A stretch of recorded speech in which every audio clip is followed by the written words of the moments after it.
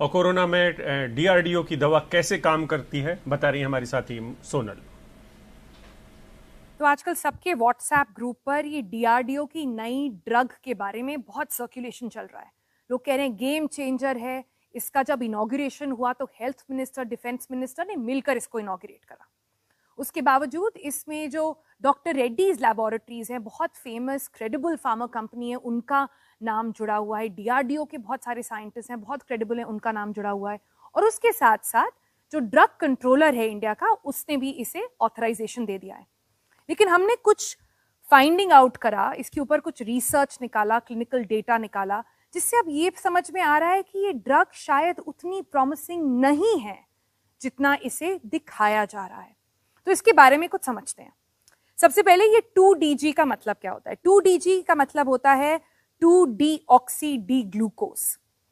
Essentially ये करता क्या है कि ये एक स्यूडो ग्लूकोज टाइप का है, मतलब एक मॉडिफाइड ग्लूकोज टाइप का है। ये मॉडिफाइड ग्लूकोज का पर्पस है कि आपकी बॉडी में जाए, और क्योंकि वायरस को जिंदा रहने के लिए अपनी बॉडी में आपके ग्लूकोज पे फीड करता है।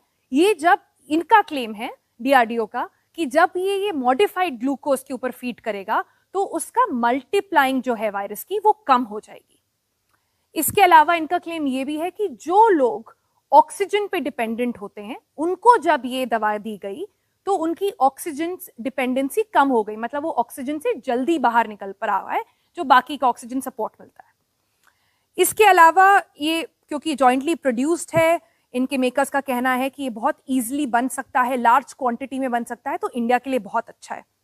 ये है क्या असल में? आपने टेक्स्ट समझ लिया, अब हम आपको बता देते हैं। ये बेसिकली एक पाउडर फॉर्म में सैशे आता है जो आपको पानी में मिक्स करके दिन में 2 बार पीना होता है 1 हफ्ते तक।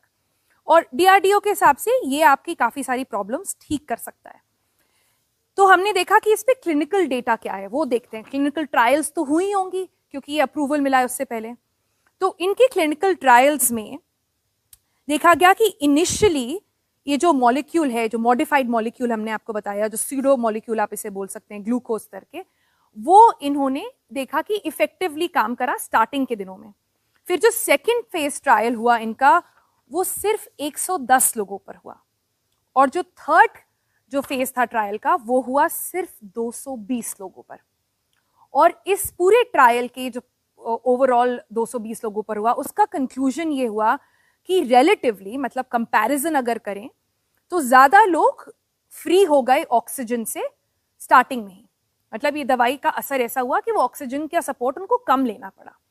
अब इसके बारे में हमने साइंटिस्ट से बात करी तो उनका सबसे पहला है कि ये 220 का जो ग्रुप है जो लिया गया है वो बहुत कम है।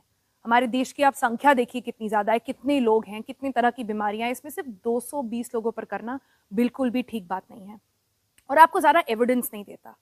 दूसरा, साइंटिस्ट का कहना है कि ये पीयर रिव्यूड नहीं है। पीयर रिव्यूड का क्या मतलब है कि इन्होंने तो अपने क्लेम कर दिए, इन्होंने अपना रिसर्च, जो जनरल स्टैंडर्ड ग्लोबल प्रैक्टिस होती है कि आप अपना सारा रिसर्च पेपर ओपनली एक फोरम पे डालें जिससे सारी लैब्स आपको टेस्ट कर सकें, आपके पेयर्स जो हैं वो इसे रिव्यू कर सकें कि आपके जो क्लेम्स हैं वो सही है कि नहीं।